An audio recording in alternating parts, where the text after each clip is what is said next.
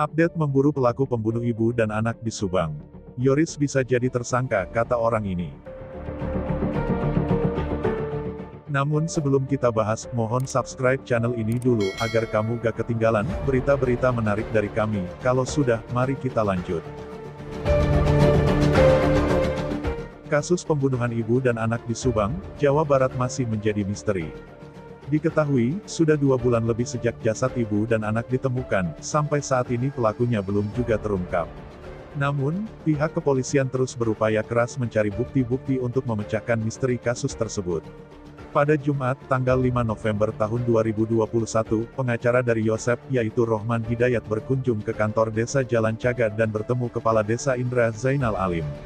Mereka kemudian melakukan diskusi soal Danu ada di TKP rumah pembunuhan Tuti Suhartini dan Amalia Mustika Ratu, untuk tanggal 19 Agustus tahun 2021.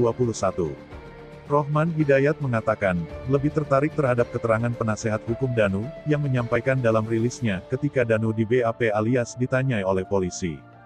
Ini seputar Danu ada di TKP pada tanggal 19 Agustus tahun 2021. Mencari pelaku pembunuhan ibu dan anak di Subang, yaitu Tuti Suhartini dan Amalia Mustika Ratu, tampaknya masih berkutat soal Danu yang merupakan saksi, ada di TKP pada tanggal 19 Agustus tahun 2021. Disebutkan Rohman Hidayat, sejak tanggal 23 Agustus tahun 2021, sejak ia menjalankan menjadi kuasa hukum Yosep, baru sekitar 1-2 minggu terakhir baru mengetahui adanya cerita soal Banpol. Itu pun, katanya, berdasarkan rilis dari penasehat hukum pengacara. Ini yang membuat dirinya tertarik menelusuri. Yang menjadi pertanyaan, mengapa pada tanggal 19 Agustus tahun 2021, Danu yang masih terperiksa dalam kasus ini berada di TKP. Ucap Rohman Hidayat. Kedua, katanya, disebutkan Danu disuruh Yoris anak Yosep dan Tuti Suhartini, kakak Amalia Mustika Ratu, untuk menjaga TKP. Mengapa Danu disuruh oleh Yoris? Padahal lokasi itu sudah diberi polis line, do not cross lah alias dilarang melintas, tanya Rohman Hidayat. Menurut dia, dalam persoalan ini sudah terjadi overlapping. Pertama, ketika suatu lokasi menjadi TKP, setelah polis line dipasang, di situ adalah kewenangan penyidik. Rohman Hidayat menilai, ketika Yoris menyuruh Danu mengawasi TKP, itu sudah overlap.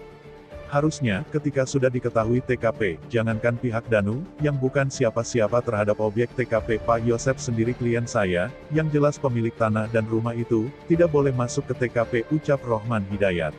Persoalannya, kata Rohman Hidayat, adalah orang lain yang terperiksa, yang ketika diklarifikasi ada anjing pelacak mengarah ke Danu, kenapa ada di sana dan ini menjadi pertanyaan besar.